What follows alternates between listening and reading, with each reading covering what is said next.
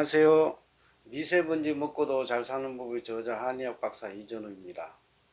이번 시간에는 뒷목이 뻣뻣한 한강증에 좋은 운동에 대해서 소개를 해볼까 합니다.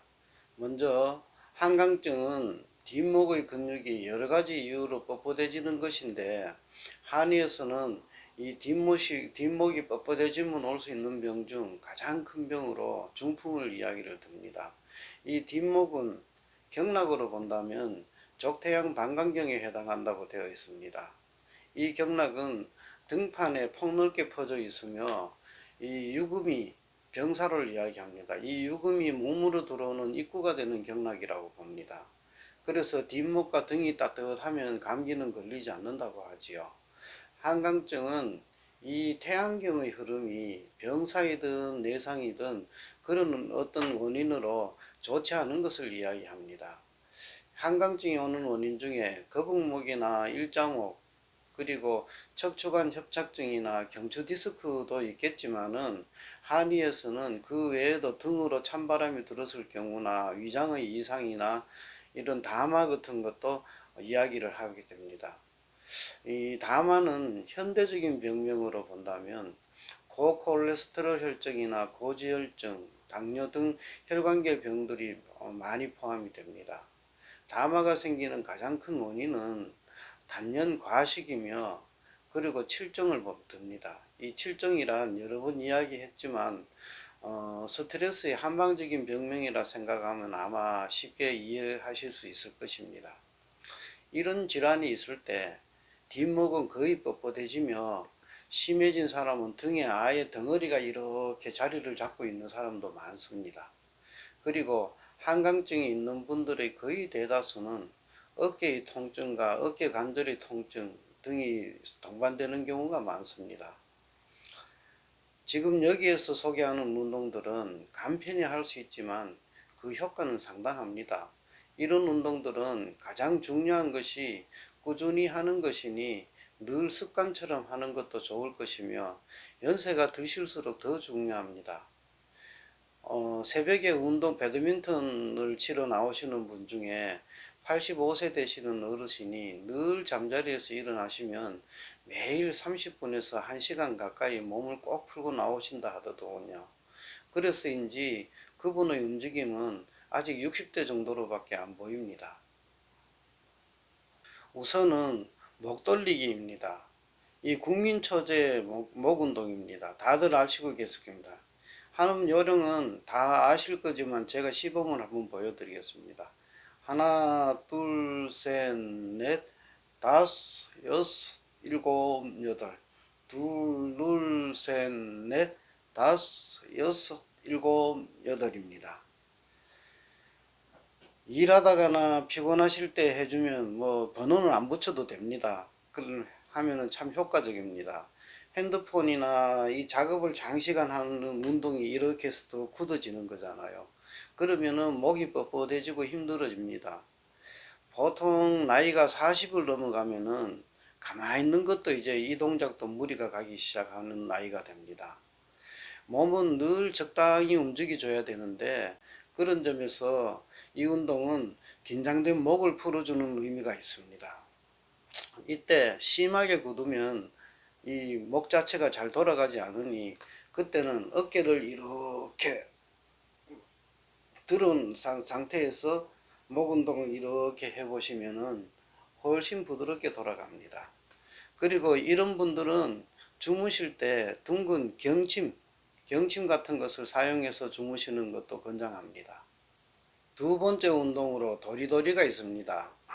이거는 애들 도리도리 하듯이 그냥 편하게 고개만 이렇게 돌리는 운동인데, 사람에 따라서는 이렇게 돌려보면 목에서 짜그락짜그락 소리가 나기도 합니다. 이 운동은 비교적 널리 알려져 있는 운동인데, 이 목 근육은 피곤하면 굳게 되어 있습니다. 그래서 이 굳은 상태에서 억지로 돌리려고 목표를 두지 말고 힘을 빼고 가볍게 이렇게 돌리시는 게 좋습니다.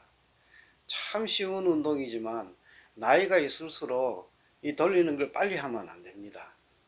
그리고 목의 움직임을 이렇게 많이 해주면은 몸에서 뇌로 가는 혈관들이 운동성을 좋게 해가지고 뇌혈류를 개선시킵니다. 이 뇌혈류가 개선되면 뇌혈성 질환이나 뇌기능을 예방한다는 의미가 됩니다. 목이 아픈 사람들은 욕심내서 더 많이 돌리려고 이렇게 다들 급하게 하는데, 절대로 이 운동은 그렇게 하면 정말로 가볍게 편하게 할 수 있는 만큼만 처음에는 요래만 돌아가도 됩니다. 요래 하다 보면은 나중에 점점 크게 돌아가게 되어 있습니다. 다음 운동으로는 수건 돌리기가 있습니다. 이 운동은 수건을 이렇게 잡고 길이로 길게 잡으셔도 됩니다. 천천히 이렇게 올리셔서 뒤로 이렇게 넘기는 운동입니다. 이 넘기는 과정에 견갑골이 안으로 이렇게 모아지고 견갑골이 이렇게 들리면은 목이 편안해집니다. 등판에 넓적하게 이렇게 툭 튀어나오신 들소처럼 이렇게 튀어나오신 분들도 이걸 계속 하면은 어깨 자체가 얇아지고, 그리고 그 등에 붙어 있는 그 덩어리도 점점 소실이 됩니다. 여기에 더해서 이렇게 넘긴 운동에다가 여기서 뒤에서 이렇게 감아 가지고 어깨를 이렇게, 팔을 이렇게 들어서 어깨를 울리는 동작하고 같이 하시면 더 좋습니다. 이 운동의 요령은 절대로 무리하지 않게 하는 겁니다. 처음에는 여기에서 걸려서 넘길 수가 없는 분들이 많습니다.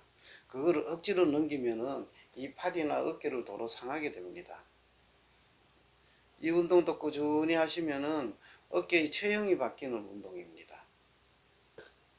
깍지 끼고 만세하기에 관한 운동은, 이 운동은 어깨 처지신 분들한테 아주 좋으며 기지개 펴듯이 누구나 아무 장소에나 구애받지 않고 할 수 있는 운동으로 추천을 합니다.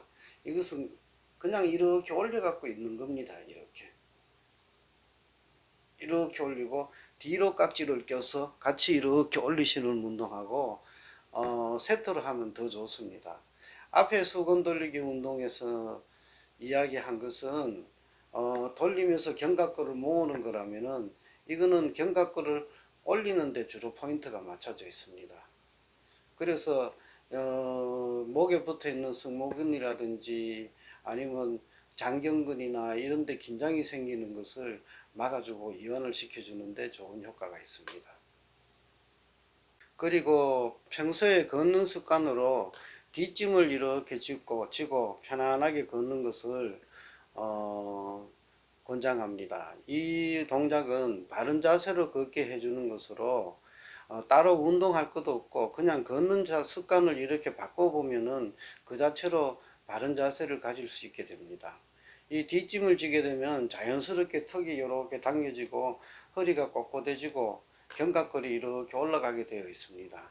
특히 앞으로 숙이고 돌진하듯이 바쁘게 걷는 분들한테는 꼭 권하고 싶습니다.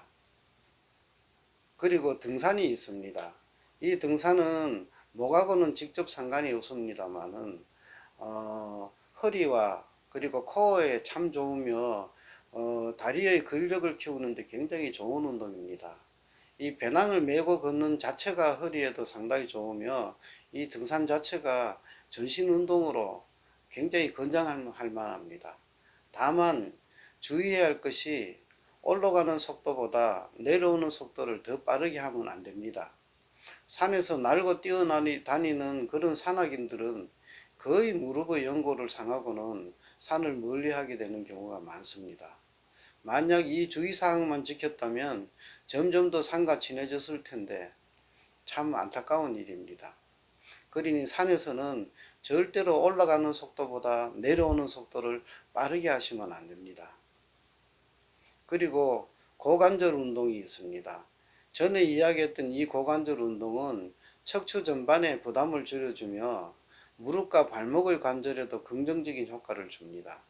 아무리 강조해도 지나침이 없기 때문에 이 시간을 빌어서 다시 한번 강조를 합니다. 목 운동은 우선 코어 운동과 병행을 해야 효과가 유지가 될 수 있으니 코어 운동을 꼭 해주시고 난 뒤에 목 운동을 하시는 것이 좋습니다. 이 편에서도 등산과 고관절 운동을 이야기한 것도 바로 그런 이유입니다. 코어 운동은 우리 몸의 기본 바탕이 됩니다. 한강증에 좋은 운동의 기본은 목을 지지하고 있는 근육들이 당겨져 있지 않게 견갑골을 올려서 목 근육을 이완시키는 상태에서 목에 적당한 운동이 될 수만 있으면은 꼭 여기에 이야기한 운동이 아니더라도 어떤 운동이든지 좋습니다. 그리고 목의 움직임이 이렇게 많아지면은 몸에서 뇌로 가는 혈관에도 좋은 자극이 되어 뇌의 혈류량을 늘려줍니다. 늘상 이야기하지만 이런 일련의 운동은 한 번에 열심히 하는 것이 아니고 꾸준히 놀면서 하는데, 생활에서 하는데 그 효과가 있으니 가벼운 마음으로 심심풀이를 해서 건강도 찾고 통증도 없애고 행복한 생활이 될 수 있기를 빕니다. 감사합니다.